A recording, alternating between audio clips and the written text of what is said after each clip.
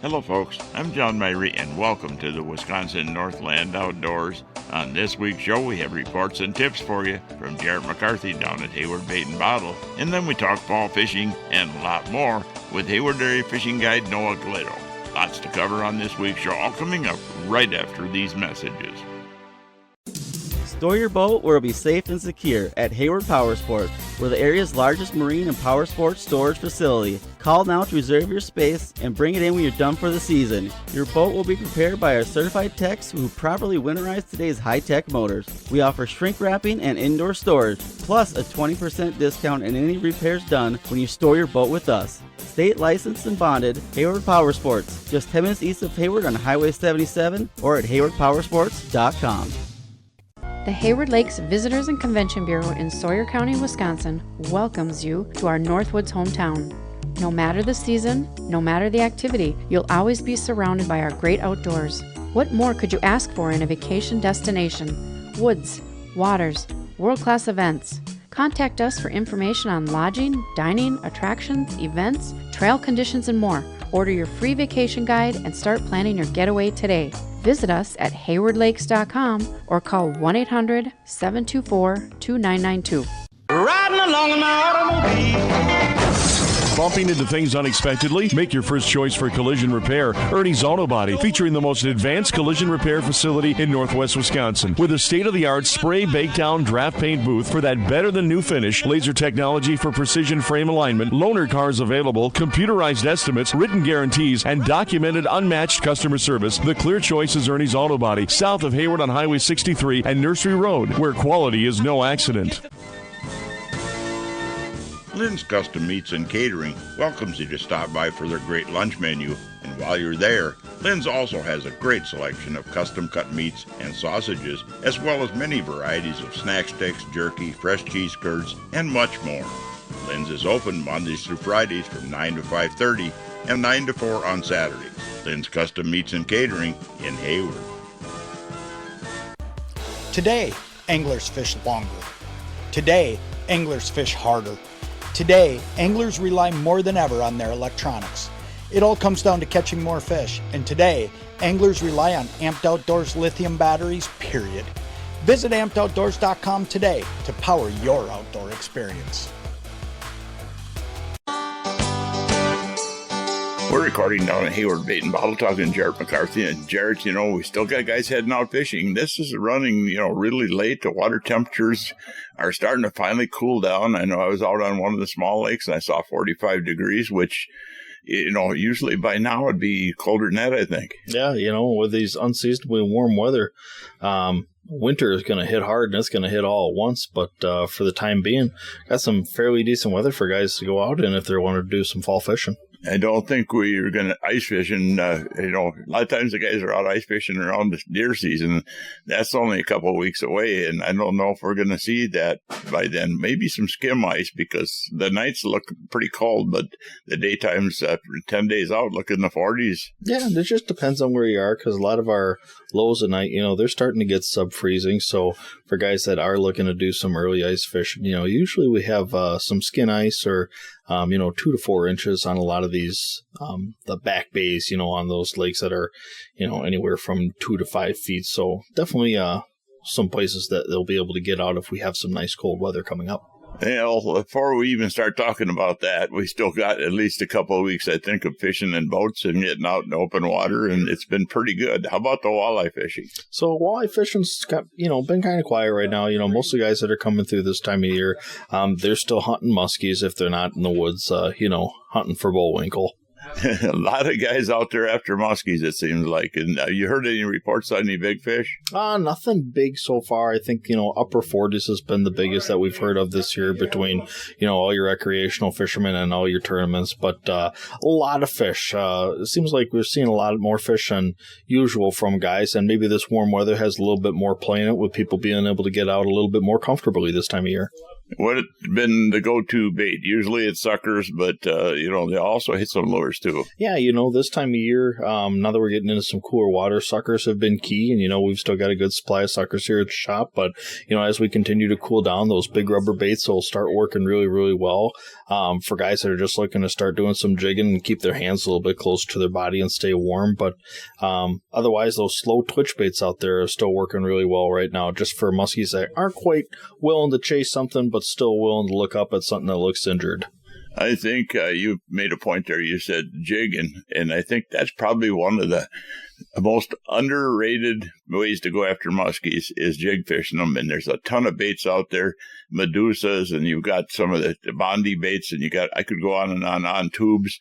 There's a bunch of baits that work extremely well for jigging. There's a little bit of a technique you have to learn as far as not winding up dropping it too fast where they get all snarled up on a drop, but that's one of the ways that can be more effective than anything else because you get it down where the fish are. They don't want to come up in that colder surface water now. Yep, absolutely. And I think one of the misconceptions with jigging, whether it be for muskies, walleyes, or panfish, is jigging does not have to be a stationary act. You don't have to have an anchor in the water. You don't have to have it on spot lock. Like, you can jig and drift with the wind to cover water. You can jig and you can have that trolling motor on just slowly covering water where you're covering multiple spots. It doesn't just have to be right over the boat, sit there for half hour and then move. No, you can cover water and still be stationary with your bait to locate those fish that are willing to bite. The cool thing about jigging too, I found out years and years ago, is that if you're jigging, either jigging live bait or jigging any type of big rubber, you don't need forward-facing sonar or anything else. If you're jigging that's underneath the boat moving slow around cribs and stuff, you can watch it on your regular or graph, your 2D sonar, and you can see if a fish comes up on it. Yeah, absolutely. And that's, a technique in and of itself, being able to find your bait. And I know musky bait is a little bit easier to find, but underneath your sonar. And,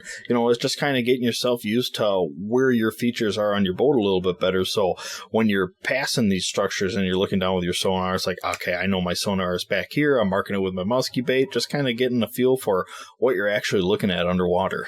Yeah, you bet, and let's talk about panfish. I know that's one of your favorites and getting to be one of mine too. I got a lot for panfish. What's going on there? So, we've got a good mix of fish doing a lot of different things right now. A lot of your crappies will be out doing your basin bite, but you'll still have a handful that are starting to push up into the last bit of green weeds that are there for the rest of fall and early winter. Bluegills are kind of intermixed. They'll be holding to some structures. You'll get some that are still coming up with those crappies into those nice green weeds. Those green weeds, they'll hold a lot of the oxygen, a lot of the bug life still until, we finally get enough ice to start killing some of those weeds off. It'll be a good spot to look for fish. But yeah, a lot of different things that you can do for panfish out there right now. And, fall time, right along with spring, it doesn't get nearly the attention that spring does, but it's a great time to get out and get onto some really active fish. And it's not all live bait bite. People think that when you get toward the fall, and in the winter, that minnows are your number one go-to for panfish. But we've got such a big selection of plastics and stuff that's so realistic and so good in the water, and catches fish just as good, sometimes better. Yeah, absolutely. And one of the primo things with getting into fall is a lot of these fish like crappies, they school up so heavily that there's so much competition in a school where a plastic can really, really shine because, in the springtime when fish are, they're all up there together, but maybe they're kind of sitting onesies, twosies. A piece of live bait will work really, really well for those fish that are still kind of fussy. But when you get, 5, 10, 15, 20, 30 fish all clustered right together, you don't need to make them sit there and stare at a bait. They want to get there before the next fish in the school does, so a piece of plastic will work just fine for those really active fish. Kind of cool watching that on forward-facing sonar or live scope, too, is that, if you got one or two crappies down there looking at your jig, they swim around and look at it, swim around. But if you get 5 or 6 of them, all of a sudden it seems like one comes racing in from the side's going to get it before anybody else. There's a little more sense of urgency, when you've got 10 eyeballs on it rather than 2. Yep, absolutely. And now we're also in hunting seasons, and as we're speaking here, we're probably in the rut, I think, or at least getting right into it. Sounds like from everything that we're hearing, we are right in the rut. So, a lot of guys coming in, they're grabbing their scents or what have you just to stop old Bullwinkle on his way past their stand just to stop and stare up for 10 seconds. But yeah, absolutely seeing some really nice deer being taken out there this year. And I know there's a lot more out there. You bet. And other things going on, too. I know that there's some grouse hunting and been guys out after waterfowl and everything else. Yep, absolutely. Plenty of stuff to do up here, no matter what the temp is. Too much to do with very little time, it seems like. We've got to condense everything into a couple of week period of time every fall, it seems like. Absolutely. It goes by fast. And you guys down here at the shop, you got everything that they possibly could need for hunting or fishing, just about everything. If you don't have it, you can get it for them. Absolutely. If you're looking to have your bow worked on, you can stop down here and see Mr. Wagner. If you're looking to pick up a brand new firearm or some ammunition for the upcoming gun season, stop on by. Or if you're looking for any last-minute fishing needs for the fall fishing run, stop on by and see us. Or even some tips on places to go. Yeah, absolutely. Well, Jarrett, I want to thank you greatly for taking the time with our listeners here. Thanks for having me again, John. Well, folks, we need to take a break right now and hear from some of the fine sponsors that make this show possible every week. When we come back, we'll be talking fall fishing and a lot more with Hayward Area Fishing Guide Noah Glitto. So stay tuned. We'll be back right after these messages.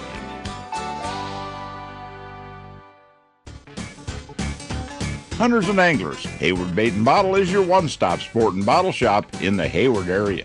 Stop in and check out the huge selection of fall muskie, bass, walleye, and panfish tackle. They also have a great selection of ammunition, scents, hunting supplies, and much more. Gear up for the fall at Hayward Bait and Bottle. And while you're there, check out the bottle shop for a full selection of beer, wine, and liquor, too. Hayward Bait and Bottle is your one-stop sport and bottle shop in the Hayward area. There's no time like the present to explore Hayward, Wisconsin, one of the Midwest's most popular vacation destinations. With crystal clear lakes for water sports and fishing, miles of trails for riding snowmobiles, ATVs, cross-country skiing, hiking, and mountain biking, this area is buzzing with activity year-round. Combined with charming local shops and a variety of Northwoods dining options, Hayward is certain to offer both adventure and relaxation for everyone. Plan your trip today and find everything you need on the Hayward Area Chamber of Commerce website. From events and attractions to local dining, shopping, and lodging, visit haywardareachamber.com and start your next adventure now.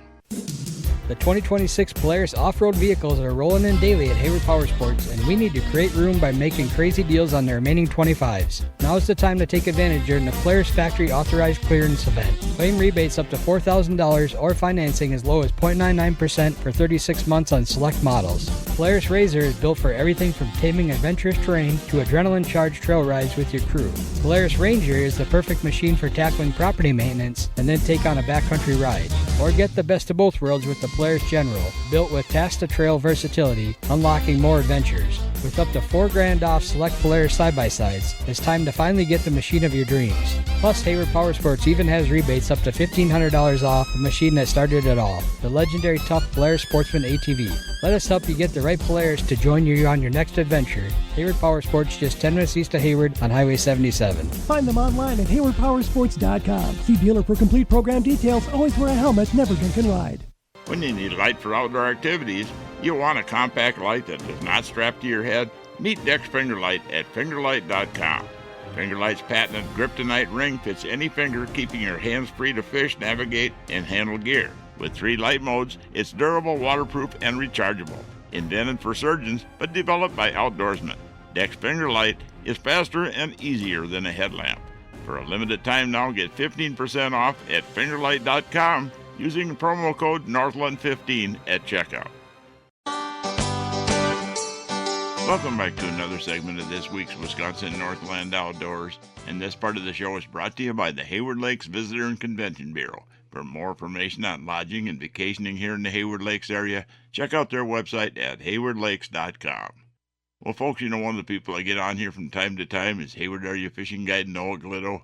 Had a chance the other night on the phone to talk to Noah in length about late fall fishing, both here on the inland waters and up on Lake Superior and Schwamigan Bay. And also we talked about some cold weather gear like float suits and a lot more. Noah, good to have you on the show here. Get you on here every chance I can.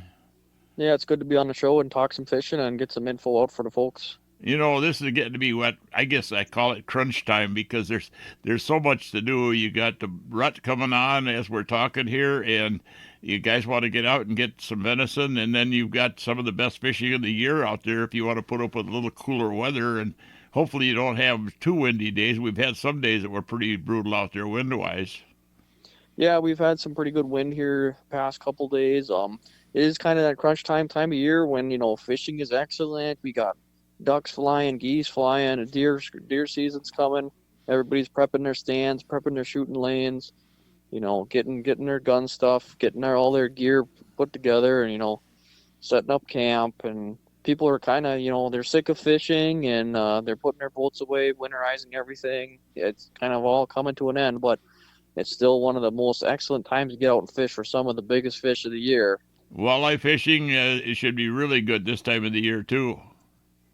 Yeah, walleye fishing is getting good. Some of the big girls are starting to feed on some pretty big lures. You'll run into them, feeding on big stuff, and they're putting meat in their belly. They got a long winter coming ahead for them. They got eggs they got to take care of, and a lot of them are starting to have eggs in their bellies already, and they gotta make sure they're ready for spring, so they got a lot of food to eat. What do you recommend people try if they're going after the walleyes this time of year?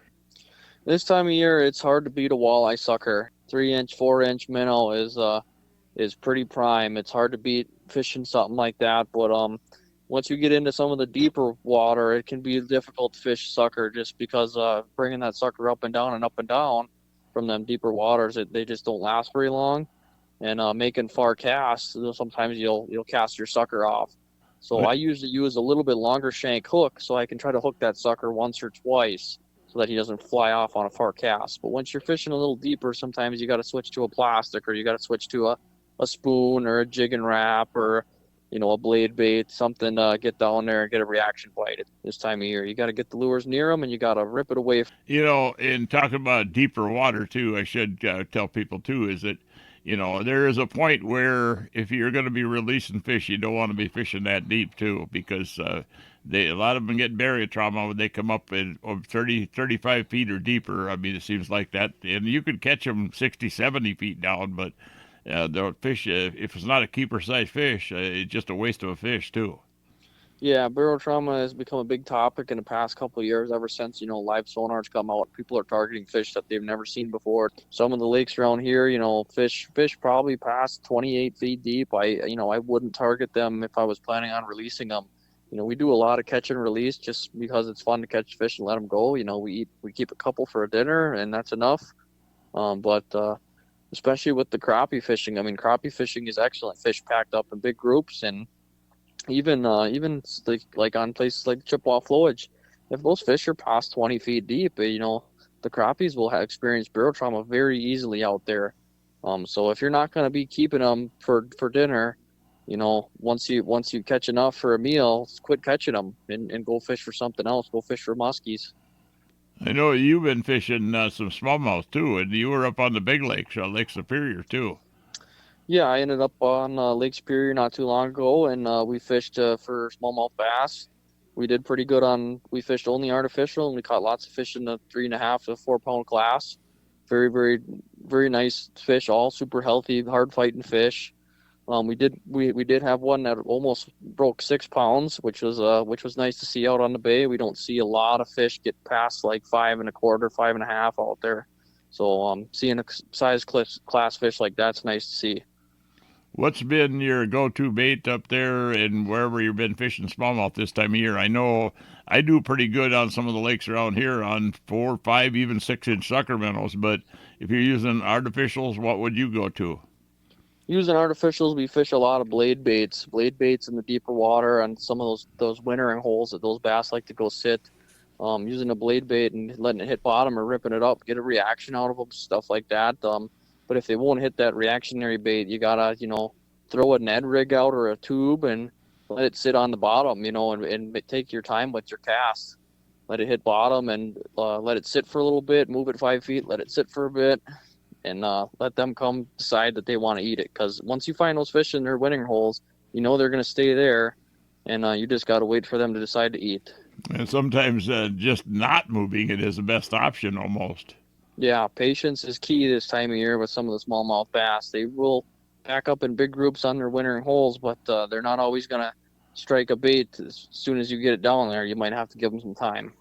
I know you like to get up on that big lake too a little bit later now. You go after some of the trout and salmon up there too, right? Yep, this is usually the time of year. Everybody's getting ready for deer season. Hunting opener. Everybody's in their deer stands. I go hit the big lake. There won't be another boat on the lake with me. and I just catch the crap out of the trout and the salmon. It's a fun time, catching browns and cohos and splake, and you got a chance at a steelhead or a coaster. You never know what you're going to get, but there's always action, and it's a good time. We wear our ice fishing float suits up there, our wind rider suits, just because, if you do fall in on Lake Superior and the water's cold, and in them cold water, there's cold water and the cold temperatures, you don't want to be exposed for too long if you do fall in. I know, even around here, I was out today as we're talking, and I saw 45 degrees on the water out there, so it's cooled off pretty fast out there. Yeah, it's cooled off quite a bit. We were in like the low 50s this last week, and now we're down into the, mid to high 40s. It's cooling off, and it's nothing to joke around with. If you fall in the water, you better be heading back to the truck fast, and it can be just a couple extra minutes of goofing around. If you got to bring some gear in or set your rods away nice or put your tackle boxes away, those couple minutes could make a difference in saving someone's life potentially. Well, folks, we need to take yet another break and hear from even more of the fine sponsors that bring this show to you every week. When we come back, we'll have the second part of that talk we had with Hayward Area Fishing Guide Noah Glitto. So stay tuned. We'll be back right after these messages. Hey folks, come on over to Hayward Ace Hardware and check out the area's largest selection of firearms, ammo, and accessories. We carry top brands like Browning and Sig Sauer, and we have a great selection of the newest and hard-to-find models. We've got a large selection of ammo with more coming in daily. If you need a scope, we carry great brands like Leupold, Hawk, and EOTech, and we'll even mount it and bore-sight it for you too. We even sell suppressors and silencers. And don't forget to check out our Guns of the Week. Huge discounts on a variety of pistols, rifles, and shotguns that change every week. So stop on in to Hayward Ace Hardware, your firearms superstore. Hayward Ace Hardware, Highway 63 North in Hayward, or give us a call at 715-634-8700. Hayward Animal Hospital is a full-service medical and surgical hospital featuring on-site laboratory, digital and dental x-ray, in-house pharmacy, and online store. Dr. Ostrander has 40 years of experience dealing with illnesses, injuries, surgery, and dentistry. Hayward Animal Hospital offers urgent care appointments and emergency surgery daily. Please call early in the day for these appointments. They open at 8 a.m. Hayward Animal Hospital is located 1 mile east of Hayward on Highway B. Call 715-634-8971. Hey folks, the Log Cabin Store in Northwoods Beach on Highway K between the Big Lakes has groceries, ice, beer, liquor, and pop, and now has all new tackle and bait supplies. All current antiques and household items are now on sale and all must go to make room for the sport shop. That's at the Log Cabin Store in Northwoods Beach between the Big Lakes. If you'd like to have your time fishing be more enjoyable and productive, hiring a fishing guide can be a good investment. Whether it's learning more about fish patterns throughout the year, learning how to use your depth finder to find the best spots and fish, learn how to use that GPS to get the most out of it, or learn better boat control. A day on the water with a guide can really help you to be a better angler, as well as make a day on the lake very enjoyable.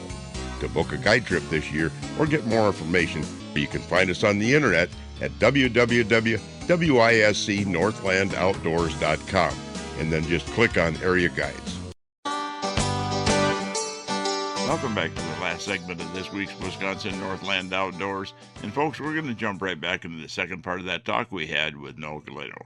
I know you mentioned Wind Rider. I mean, I know you wear a lot of the Wind Rider suits and stuff, but there's just about every major company has these float suits out there now too. And those things, whether it's a late fall, early spring, or if you're going out there ice fishing, boy, I'll tell you what, what's your life worth? Because those things, if you fall through, you'll float horizontally, and you can crawl back out again, whether you're out there on the ice or what. You're float right on top of the water.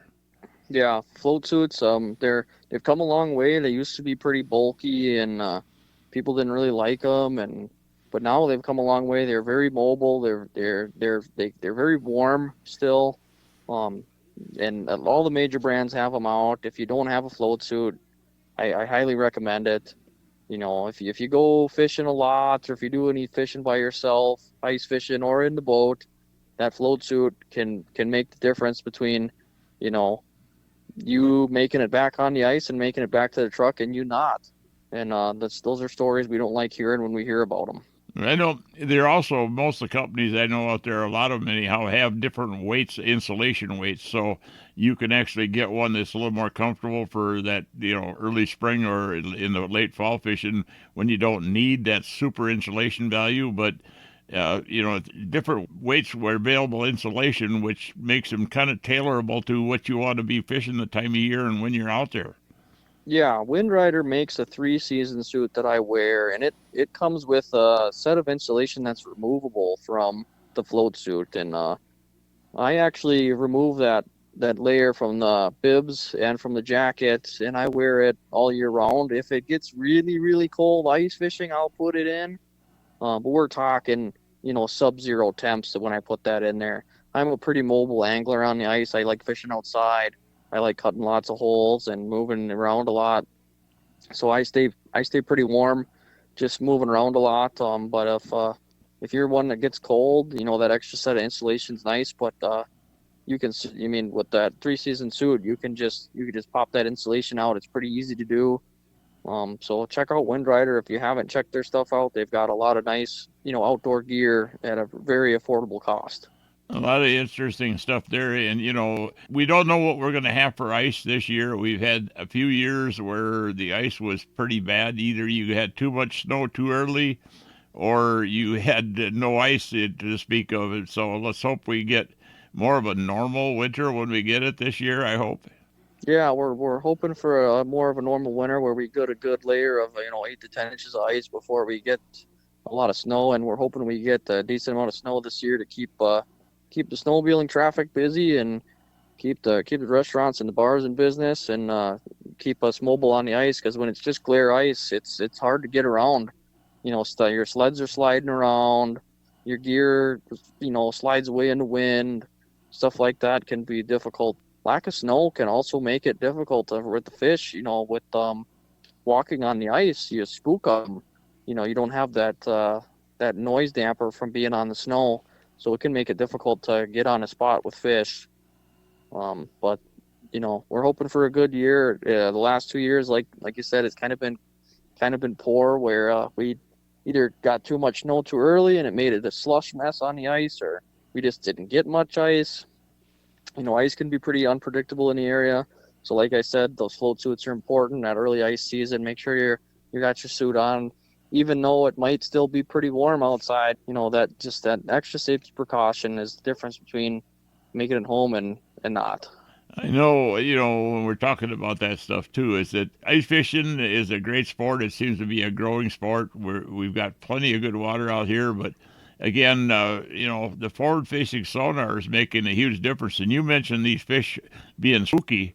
A lot of cases we didn't even know this or realize it until we got to this forward-facing sonar. We can actually watch and see what the reaction to baits and to sound and noise and stuff is to these fish. And it's opened my eyes somewhat to how spooky these fish can actually be as far as avoiding and moving away from you. Yeah, now with the live scope, we can watch, as you walk over and cut a hole, those fish will spook away from where you're cutting a hole. I've even seen where just walking on the ice is enough to spook those fish. Even just your presentation, too, how quickly you move it sometimes will spook the fish, I've noticed. Yeah, we talked about this on your podcast about jigging for crappies, and how jigging for them isn't very effective. Actually, just dead sticking your lure and letting them kind of come and slurp it up is pretty effective compared to, people are bouncing their jigs up and down. And we've seen with the forward-facing sonar, bouncing your jig up and down, a crappie will come over towards it. Once you start bouncing it, he swims away. Well, Noah, a lot of good information there. If anybody's looking for a guide from you, you want to give out some information how they can follow you on Facebook or on your website or whatever? Yep, you can find my website, which is noahglittoguiding.com, and you can give me a call or text anytime at 612-616-6287. Okay, well, thank you. All right, thanks for having me on the show. And Noah also has a Facebook page which he often posts weekly fishing reports as to what's going on, what's biting, and where here in the Hayward area every week. Well, folks, we're about out of time for this week's show. I'd like to remind everyone out there that if you miss a show, go to our website at wnoradio.com. And from there, you can link to our podcast site, and the show is also on Spotify and Google Podcasts every week. And also, if you're looking for information on vacationing and lodging here in the Hayward Lakes area, check out the Hayward Lakes Visitor and Convention Bureau website at haywardlakes.com. Thanks for listening, folks. We're out of time, and we'll be back again next week with another interesting show for you. Listen with me, I'm gonna take you there to our Wisconsin outdoors, our Wisconsin outdoors. This program has been produced and hosted entirely by Wisconsin Northland Outdoor Communications.